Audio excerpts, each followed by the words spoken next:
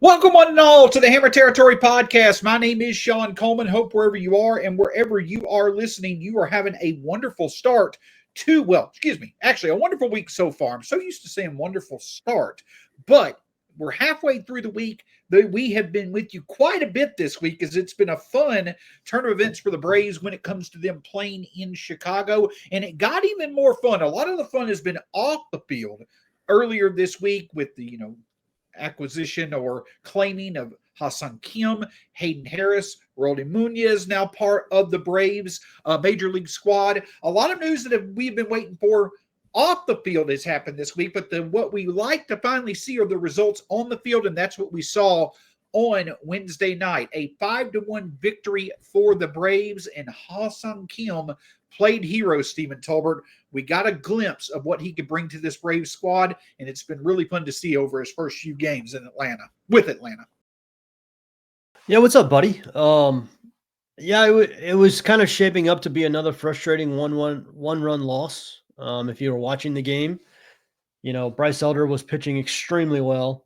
But Cade Horton for the Cubs, who we've talked about at length on this show because of his ties to the Rookie of the Year. And he kind of showed why tonight. He threw 5 shutout and actually hitless innings against the Braves. They actually pulled him at 75 pitches. They obviously have him on an extremely strict pitch count and innings limit because they yanked him with a no-hitter going in 75 pitches. But yeah, it kind of looked like we were going to have another frustrating one-run loss. And then, boom, Ha-Seong Kim, first homer of the year for him for the Braves. And not only that, that was the first home run a Braves shortstop has hit all season, which is insane to think about. We are in September, and a Braves shortstop has hit a homer for the first time all season. The Braves were the only team in baseball to not have a home run from their shortstop. I think the next fewest was the Rockies with 9, and the Braves had 0 coming into the night. So we finally got on the board. But yeah, it was cool to see Ha-Seong Kim really kind of play a role. He had 2 hits in his first game. He had the big 3-run homer tonight. And that 3-run homer kind of broke the game open. They tacked on a couple extra runs. Elder pitched great. The bullpen shut it down, and the Braves salvaged one of the 3 games against the Cubs. But seeing Ha-Seong Kim contribute the way he has immediately, that's, when you're talking about storylines leading into 2026, obviously we have to get past this player option that he has, which we've talked about at length, but that's probably the biggest thing going at the moment. Yeah, and that's what stands out right now about this Braves squad in general. Listen, I know that when we talk about the results on the field, I know that they won tonight. I know the wins are not necessarily coming at a frequent basis that we would like to see. For some, that may not necessarily mean a bad thing because that still means that we're in a favorable spot when it comes to next year's draft. But when you look at the individual results, I don't know if you could really ask for things to be much better than they are right now. I think the addition of players such as Jake Fraley, Tyler Kinley, who's pitched really well as of late, Ha-Seong Kim, those additions I think were better than many expected. That's a better group of added depth for 2026, added potential contributors for 2026 than many thought we would have coming off a quiet deadline. That's one aspect that I think we are in a better position in than many thought we would be when it comes to ending this year. The other thing is that many players are ending the year on a good note. Ozzie Albies, Bryce Elder, only 3 earned runs allowed over his past 20 innings across his last 3 starts. I'm not sitting here all of a sudden thinking that Bryce Elder is turning a corner, but my overall point is, Stephen, is that I know that right now the wins are not necessarily coming to prove the point that I'm about to make, but I think that in terms of ending 2026 or 2025 on as good a note as possible to take some momentum in 26, the Braves are doing that when it comes to performance on the field from players that have been disappointing and when it comes to added depth that is showing that it could be contributors to the Braves 2026 aspirations. Yeah, I mean, Ozzie coming on the way he has, he hit another homer tonight after Kim's homer. Ozzie hit a solo homer to kind of give the Braves some insurance. And he's really come on the last really since the All-Star break. I mean, the power has come back. That's the big thing with Ozzie, quite honestly, is the power. You and I have talked about it at length about how we want to see the power come back to this lineup. I think it's critical. And listen, Matt Olson and Ronnie have both been in a little bit of a funk. Ronnie, especially the last week, has probably been in one of his biggest slumps of the year. But seeing some of the other guys, and we still have not seen Profar and Kim together. Profar obviously went on the paternity list right as Kim came, so it'll be a couple days, but we're actually going to get to see both of them in the lineup. Both of them hitting with Ozzie. Um, you know, when like those are like kind of your bottom three, Ozzie, Michael Harris, Kim, depending on how you arrange Profar and the DH, like you can really start to see like a powerful, really productive lineup because the Braves have added so much walk rate. Kim and Profar both are big walk rate guys. They've added more power. Kim obviously has real power. He usually averages about double digit homers a year versus what they had, which was no power at shortstop. And if Ozzie is getting the power back and Michael Harris can get his power back, you can start to like squint and see a productive lineup for 2026. Now, the Braves obviously have to get DH figured out in the offseason. Ozuna is almost certainly going to walk, and they're going to have to figure out a DH, but that can be even another source of offensive production for you if you get that right in the offseason. So it is a big deal to see Ozzie coming along the way ahead. It is a big deal that Profar has had the second half that he's had. It's a big deal that they got Kim off waivers. Again, they got to get past this player option. We don't know for sure that he's going to be on the team next year, but assuming he is on the team next year, like all of those collectively just raise the floor of the lineup. And this is a lineup who they needed to raise the floor of this lineup because quite frankly, the floor of the lineup was too low. And we've seen how low this lineup can get. And so that was a move that needed to be made. They needed to raise the floor of the lineup. And they've done that with Profar and Kim. And if Ozzie and Michael can continue being productive hitters, it's just that much better. You're muted, bud. That's the other thing that stands out to me about this is that you're also starting to see just the Braves once again being in a good mood playing with each other. I don't think that, we've seen that as consistently this year as we usually do. But don't get me wrong. I think they enjoy playing with each other, but I also think that there has not been just a consistent looseness, happiness, the confidence and knowing that they're going to get the job done because in so many situations, they have not been able to get the job done despite their best efforts. They look like they're having fun playing baseball. And I think that speaks to, though we have not seen Profar and Ha-Seong Kim play as of yet, that there's a connection there between those two from their time with the Padres. That the Braves typically play their best when they're playing loose, when you can tell they're obviously having fun, when that they're confident that even when they run into struggles, they're going to be able to bounce back.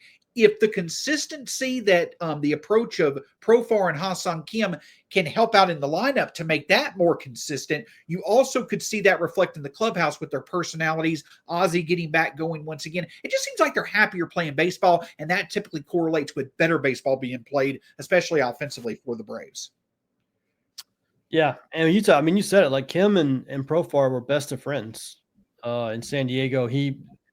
There was a report that the Braves kind of went to Profar and asked him about Kim, like what kind of guy is he? How would he fit in the clubhouse? He obviously had rave reviews about him.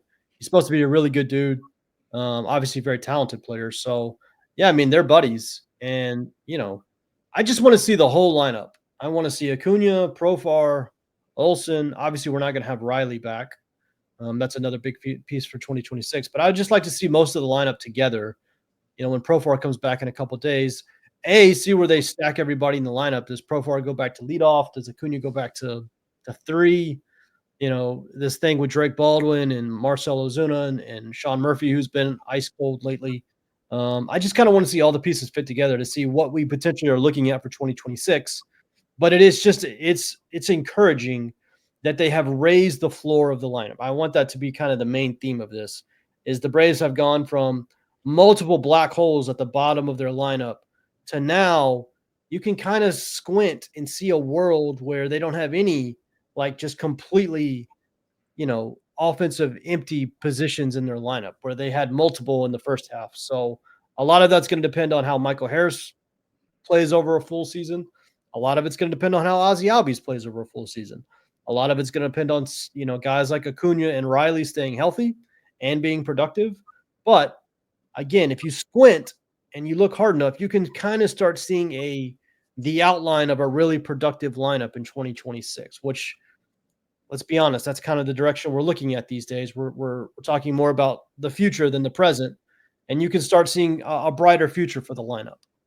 Absolutely. And you want there to be a brighter future for this lineup, because at the end of the day, that's what I think. At the end of the day, that's the calling card for this Braves team. I know that pitching has been the strength over the past couple of years, but when this Braves team is at its best, you clearly know that gives them their best chance to be able to not only make the playoffs, but compete in the playoffs as well. And basically the best way I can sum it up, I feel better about this offense moving forward than I thought I would at this time of year. And it's for multiple reasons, not only because of the additions that have been made through waivers, but also the fact that players who were, not performing that well are performing much better. We'll discuss more on the offense in just a moment after a word from our partners.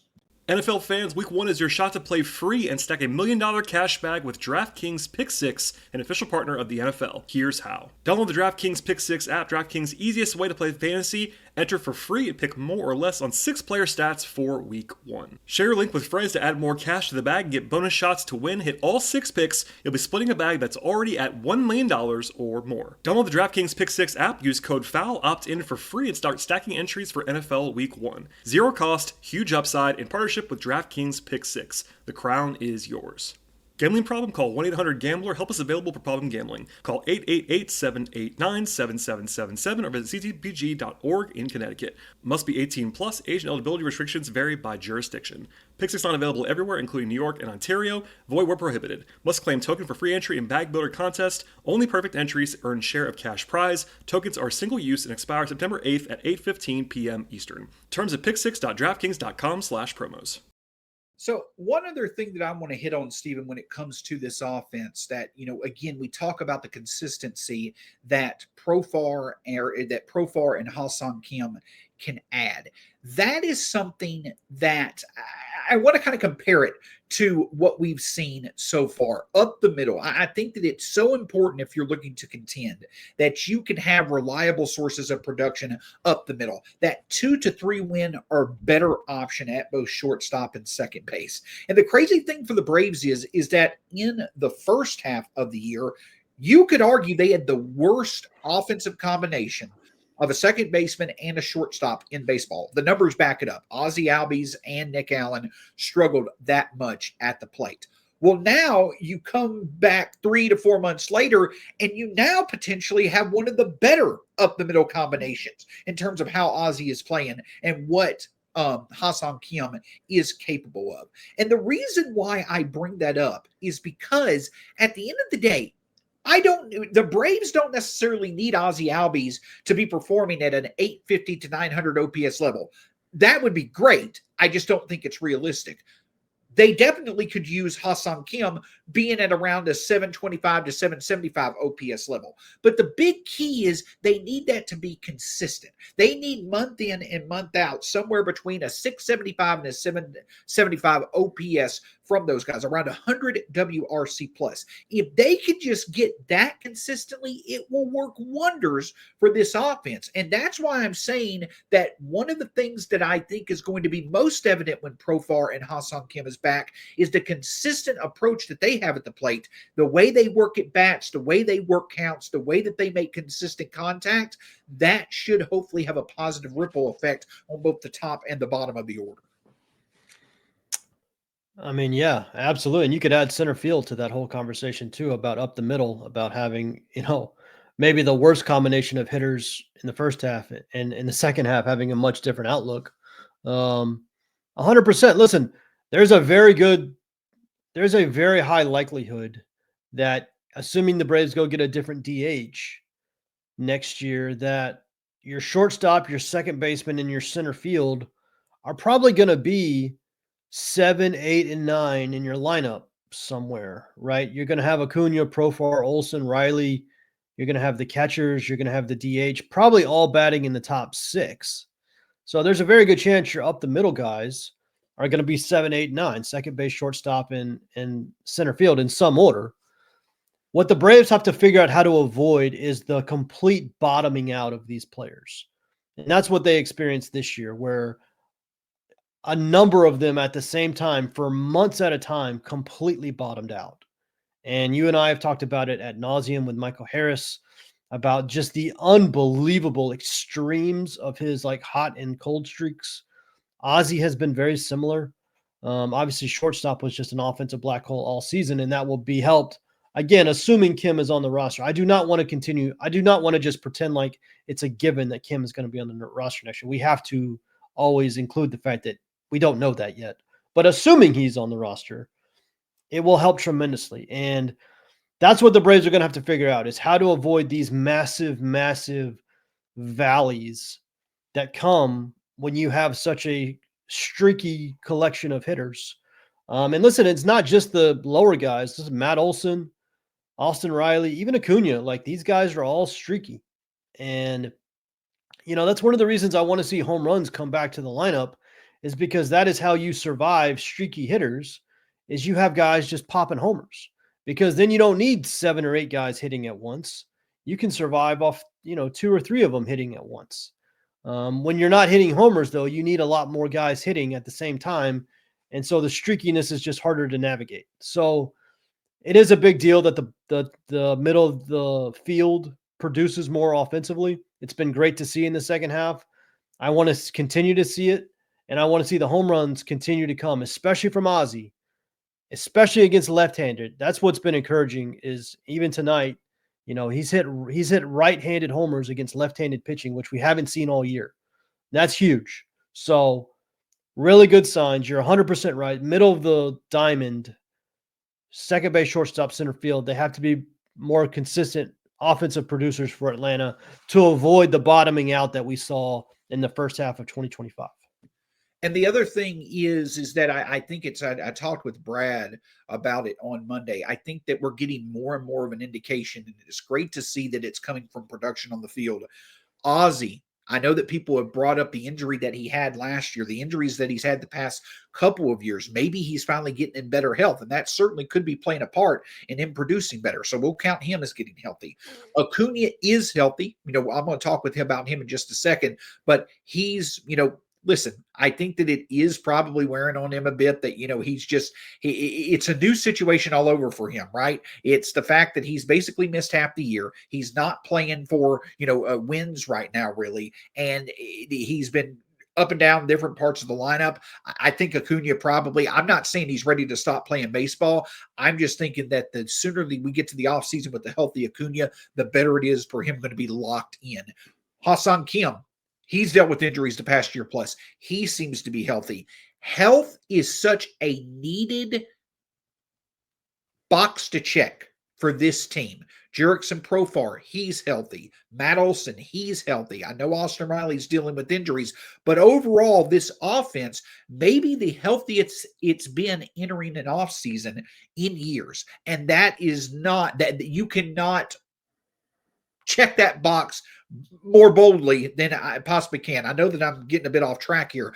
My point that I'm getting at is health has been a much talked about, but I don't necessarily think it's really been understood how much of an impact it's had on this offense and its team as a whole. Once again, we're talking about offense being the calling card. A big factor that could help us return to being one of the better offenses next year is having many of our biggest contributors healthy for the offseason. Yeah, and that's why it was important that Acuna came back and was able to play. I know he's cold right now, and Ronnie's not as streaky as some of the other hitters where like his hot and cold streaks last for months at a time. His normally don't. His normally last about 10 days. He'll go through like he's striking out a bunch. he's kind of late on he doesn't have his timing on his toe tap, and he's late on the fastball. He usually gets corrected in a week to 10 days. A lot of the other guys on the team will literally go into the tank for like 2 months at a time. And those are the ones that the Braves have got to figure out how to manage. I'm not with Ronnie. As long as he's healthy, and like that's basically what you just said, is that, he's going to be able to go into an off season with a pretty, clean bill of health and just have a normal off season, get to spring training. I don't worry about these little 10-day cold streaks with Ronnie. I just don't. Because when he's hot, he usually makes up the numbers. His numbers climb right back up to where they were. And B, they do not last as long as some of the other kind of streaky hitters on the team. Those are the ones that the Braves are going to have to figure out how to manage. And I'll say it again, the easiest way to manage it is power, is hit homers, hit the ball over the fence. Tonight's a perfect example. The Braves were cold all night, but 2 guys popped homers. Ha-Seong came in a 3-run homer. Ozzie hit a solo homer, and the Braves won, right? Like, power is how you get through streakiness, because it does not require the entire lineup being on at the same time to score runs. So I want to see this lineup hit for power again starting next year, and hopefully that will help them weather the just inherent streakiness that is built into their lineup because of the individual hitters that they have. So let me ask you this question, and I think that it's a valuable question to ask, because the Mariners are coming to Atlanta to play the Braves, and that means Kevin Seitzer is returning to Atlanta for the first time, since he was let go by the Braves in the offseason. The reason I bring that up is because my question to you is this, Stephen, is that with the Braves' overall offense having improved, and I know that it's improving in terms of innings with runners in scoring position, getting on base, the power is not necessarily there, but I think a big reason why is because you're seeing the big 3 of Olsen, Acuna, and Riley right now struggle. I think they'll get going once again next year. Where does that leave you with Tim Hires, especially if Brian Snitker were to go on his way, were to retire? I do think that time has run its course with Snitker. We need a new voice in the manager's chair. But where does that leave you with Tim Hires? Because I think it's going to be really interesting if Snitker does retire, what that means for Rick Kranitz as well as Tim Hires, because you can easily make the case now for both that they clearly have put together a resume this year that would make you want them to stick around for next year in hopes that the success can continue. Yeah, that's a good question. For most of the year, we just assumed Tim Hires would be gone at the end of the year because the offense was so bad. We've also just assumed all year that there's going to be major shakeup in the coaching staff one way or the other, because the general consensus, not just among us, but literally everybody in baseball, including on the national level, is that Brian Snitker is going to retire at the end of the year. And the fact that we've gotten all the way through the season and there's not been a single mention, even a conversation of like, is he going to sign an extension? Are they going to sign him again? I think that almost certainly means he's retiring at the end of the year. And so what does that mean for the coaching staff? Like, who's going to be the manager? Is it Walt Weiss's job to lose? That's kind of the assumption I've had, because Walt Weiss has been his right-hand man for so many years. He's been his bench coach, and Walt Weiss has managed in the majors before. And if that's the case, does the rest of the coaching staff stay intact? They really need to keep Rick Kranitz. If they do nothing else, they need to keep Rick Kranitz. I don't know if Alex is going to want to change hitting coaches back-to-back years. That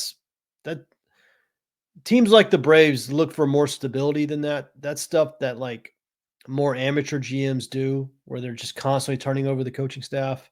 I think the Braves are going to want more stability than literally having to fire a hitting coach in back-to-back seasons.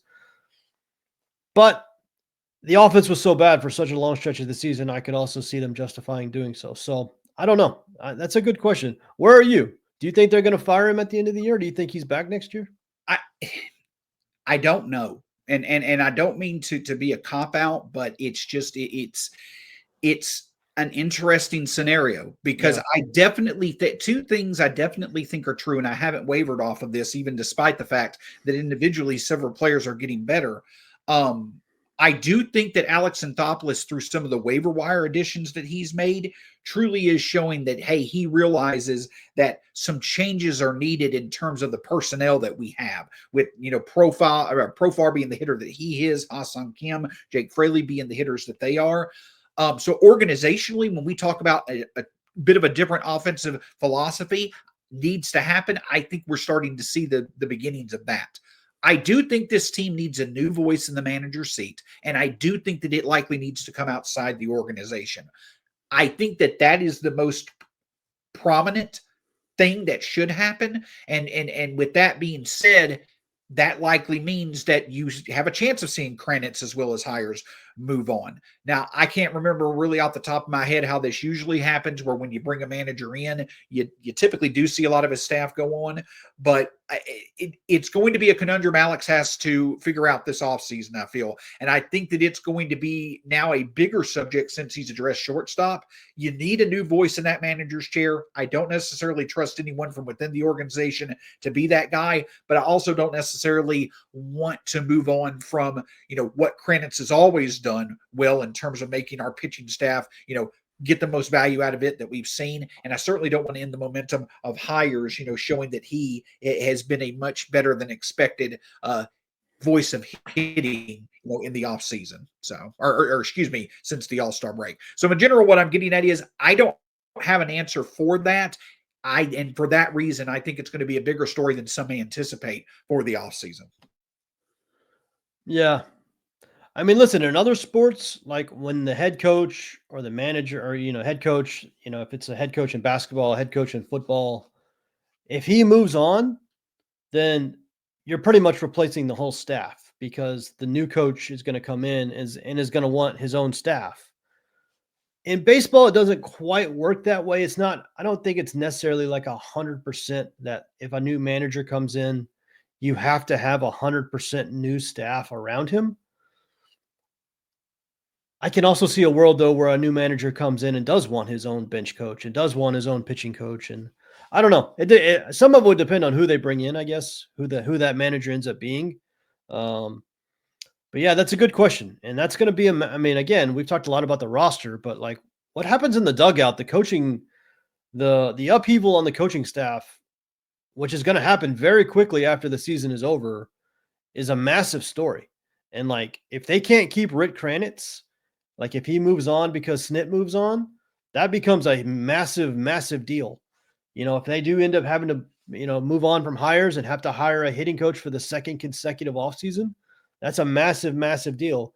If they got to get a new bench coach, a new third base coach, first base, like if they got to do a whole new staff on top of like the stuff they want to do on the roster, you're right. I mean, that's a big deal that we probably haven't spent enough time talking about. It's just tough to know if they would be willing to bring in a new manager, but keep all the other pieces around him the same. I don't know dynamically how that would work, or if it would even be plausible, but I think it is more possible in baseball than other sports. Agreed with that. And I think at the end of the day, the reason why I want to move on from Snitker more than anything is because when it comes to situational decisions, I think that he continues to lack a lot of what we need, especially when other factors are not are not in as good a position as we had hoped they would be, at this time in many of these players' careers. Maybe that changes next year. I think it's some sort of compromise where perhaps you see Walt Weiss take the manager seat, and we see what happens with that combination. But we'll have plenty of offseason to discuss that. But I just think, especially with one of our bigger needs seeming to be addressed with the addition of Kim, how the coaching staff kind of evolves throughout the offseason, that's going to be another, maybe not as expected, but bigger storyline to follow when it comes to the next several months. But there's also, despite individual performance, despite the team overall playing better, the stage is set for the Braves in multiple ways to end 2026 as a team with a good indication of where they stand ending 2025, seeing where they stand entering where they want to be in 2026. More on that in just a moment after a word from our partners. FT fam, designer clothes can be expensive, but we want our clothes to look good. We want to feel good. We want them to be affordable. And Kratz, if you tell me that I can wear a t-shirt that looks like it's tailored, but it's not actually tailored, and it just comes that way, then sign me up for True Classic. Have to. You got to sign up for it because these shirts are soft, they're thin, they're durable, and they're very versatile. You can wear them to the gym. You can wear them out to a nice dinner. Let's get after it because these shirts are the real deal. They are. Check it out. I've got one of the performance ones. It's a nice blue, fits well. I can go to the gym. I can go out. I can do FT in a shirt like this. FT fam, there's a reason why True Classic has sold over 25 million shirts to more than 5 million customers, and they are racking up over 200,000 five-star reviews. See for yourself with our exclusive link at trueclassic.com/foul to save. That's trueclassic.com/FOUL. So, Stephen, what I was alluding to when I was talking about the fact that the Braves have the stage set for them to be able to, in 2025, with a good indication of where they stand going into 2026, hopefully getting back to contention, is that they, in 2025, playing several playoff teams that are in the mix to really that still are looking to get in the best position possible when it comes to the playoffs. Teams that are fighting for wild card position, teams that are fighting for the division, teams that are fighting to have home field advantage through their respective league in the playoffs. The Braves will play, among others, the Mariners, the Astros, the Cubs again. I believe they play both the Phillies and the Mets as well as the Tigers. We have several teams who we know are likely going to make the playoffs, but the overall positioning where they are in the playoffs is yet to be determined. The Braves could play a big role in determining some wild card division and overall league races. I think that's something that they're looking forward to. Number one, to play that role as a spoiler, which is always fun when you're out of contention, but even more so for the organization as a whole. See where they stand, get a good indication of how far away they are when it comes to playing some of the better teams, because they want to perform good against those teams in 2026 to win. Yeah, so obviously they just played the Phillies and the Mets, who are obviously, fighting for playoff spots, and the Mets are kind of in a dogfight for the wild card spot at the moment. And then they just played the Cubs. They go home now, playing the Mariners for 3. The Cubs come in for 3. They still play the Astros. They still play the Tigers. So yeah, like they're going to get a chance to at least dictate what happens, around the playoffs. It is funny they're playing, 3 American League teams in September. And I don't think they don't play the Mets or the Phillies at all in September, but they're playing 3 American League teams. It's a very weird schedule, actually. They end the year with Pittsburgh. I know they do play the Nationals a couple times, but like they're done with the Mets and Phillies, which is weird. But yeah, they're going to get a chance to, decide for, the Mariners right now are kind of hurting in a bad way. They've gone cold. They're all of a sudden in a dogfight. The American League wildcard race has actually gotten really interesting. The Rangers have, come back up and are now knocking on the door.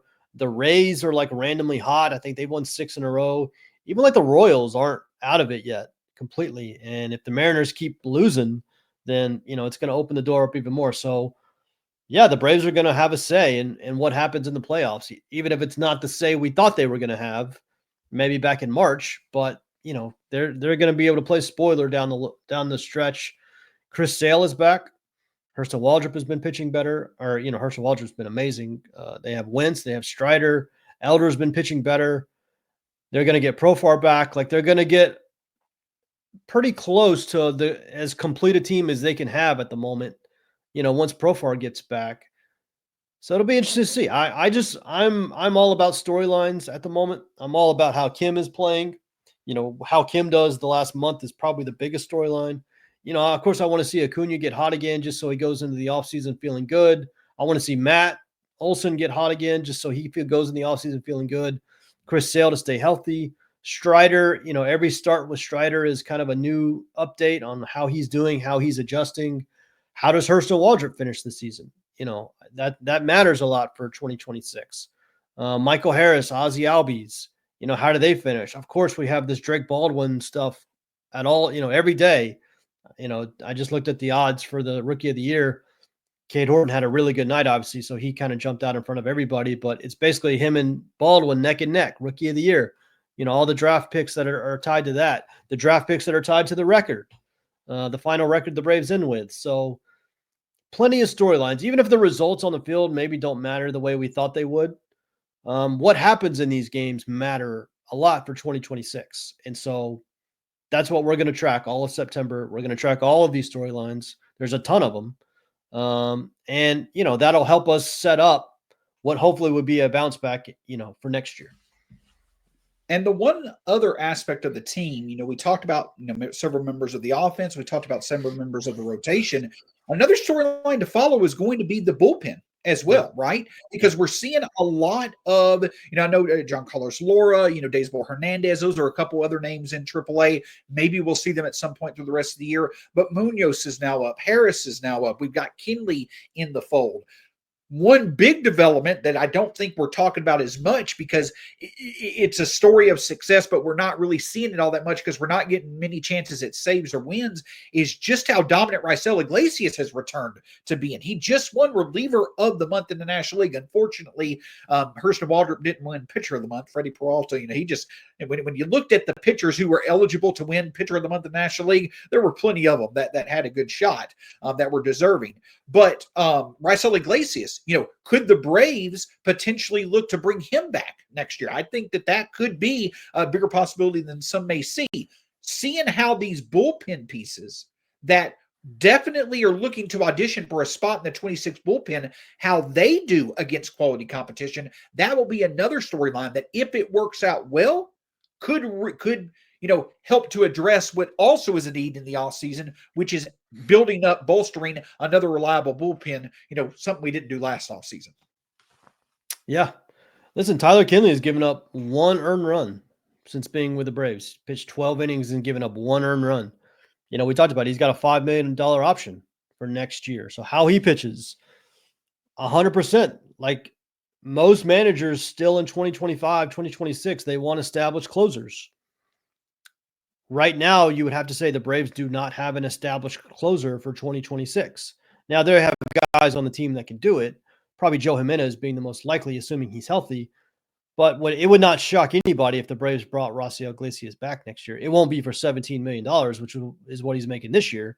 But like on a smaller one-year deal, it would not surprise anybody. But the way Iglesias has pitched the last 3 months, there might be other teams around the league that pay him more than that. He's pitched that well. I still can't believe he's pitching for the Braves, quite honestly. I can't believe there was not a contender that could thought they could use him for the playoffs, but whatever. It is what it is.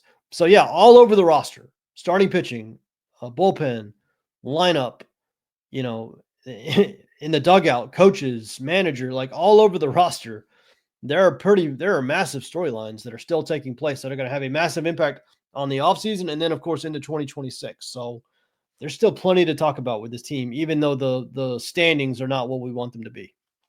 And the one caveat, the one thing in context, Brad mentioned it about Ha-Seong Kim specifically, but I do think that it's important to mention it as a whole for any member of the Braves organization. What happens through the end of this year does not redefine the whole story of 2025 for anyone. It just simply shows that through the struggles that we've had, and the adjustments that we've made to try to improve, whether it be through roster additions, changes in approach, what have you, it's working. At the very least, in the early stages, we're getting good results. No more, no less. The struggles that we saw from many players in the first half of the season, those are still very much relevant and should still have an impact on how we look to approach the offseason. But with that being said, this team checking as many boxes as possible in that 2026 is ending in a better way than we expected a month to 6 weeks to 2 months ago.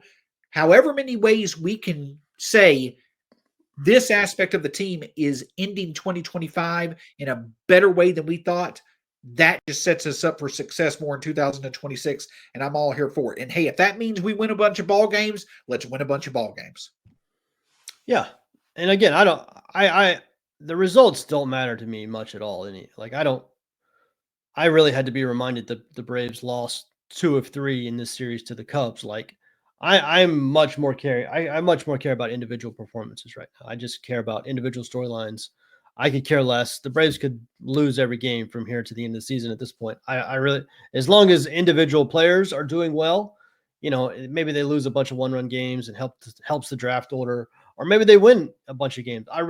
Again, I'm not really a big tank guy. I do want the Braves to continue to play Drake Baldwin so they get an extra draft pick, but I care much more about storylines. I just want to make sure the fact that they added a real shortstop, this was maybe the major thing in the offseason, was you got to find a real shortstop. And we have to make sure that Kim is actually on the roster next year. But that's a massive move that they've already done. That I saw some people saying, are they going to run it back? Well, adding Kim is already evidence that they're not just going to run it back, because he is already a massive upgrade of what they had. And so I think they're going to probably upgrade at DH. So I don't think they're just going to run it back. I don't think they're just going to use the offense getting hot in the last 2 months of the year as a way to whitewash everything that happened before that. I don't see that at all. And if that happened, we would criticize them for it, because that's not what should happen. And I don't think that's what they're going to do. I think this season has been an awakening for Alex in a lot of ways. And I think he's added some different types of hitters to the lineup. He needs more guys to be consistent. The streakiness of this lineup is still maddening at times, but adding additional pieces, new pieces, improving on positions that were weaknesses, specifically shortstop already, will probably be more in the offseason, is a good start. And so now we just need to get a lot of these guys to the offseason healthy, and then we can start talking about the offseason and then move into 2026, where hopefully the Atlanta Braves start playing like the team that they should be, to their talent level, because I still think this is a talented team. And at the end of the day, as many of these storylines that can ending in a good way, if that were to be the case to end this season, that means that they've developed either internally or without the Braves giving up anything of significance to improve the team. So the emergence of Waldrop for the rotation, bullpen pieces being able to stand up and perform well, the lineup getting better, Kim potentially being the answer for shortstop next year. Those are needs that are being addressed now, which means that the Braves can focus on creative ways to improve the team even more in the offseason. Steven, do you have anything else for us as we wrap up this edition of the Hammer Territory podcast? No, I just want to give a shout out to the fans. Our listeners have been incredibly consistent, incredibly, helpful. Even though it's been a lost season, you guys have still listened and downloaded and, engaged in comments and all that stuff, really at pretty much the same level. There's probably been a tiny little dip just because of the standings, but the consistency that you guys support us is pretty wild at times, quite honestly. And we probably don't say thank you enough, but we're just incredibly appreciative of it. It is really cool to see. We will be here all through September, all through October, all through November, all through December, January, February, March, April. This is a 12-month podcast, so we don't go anywhere. And we will be here to cover every single aspect of this team the moment it happens. So we appreciate the support as always. Absolutely. And it's just good, again, to be able to see a team that's, having some fun playing baseball, a team that's going to be playing some meaningful games down the stretch of the season. Again, this season has not developed or has not, happened in a way that any of us really expected. But again, the fact that it is ending perhaps in a better way than many of us expected a few months ago. I know I keep saying that, but I think it's a really big deal for an organization that needs as many positive developments as possible to get back to being a contender in 2026. You can find Steven at B_outliers on Twitter/X, myself at StatsSAC. Until next time, you can find Hammer Territory across all forms of social media, part of the Foul Territory family of podcasts. Brad Rowland and Scott Coleman will be back with you this weekend. Until next time, go Braves. We'll talk to you again soon here on the Hammer Territory podcast.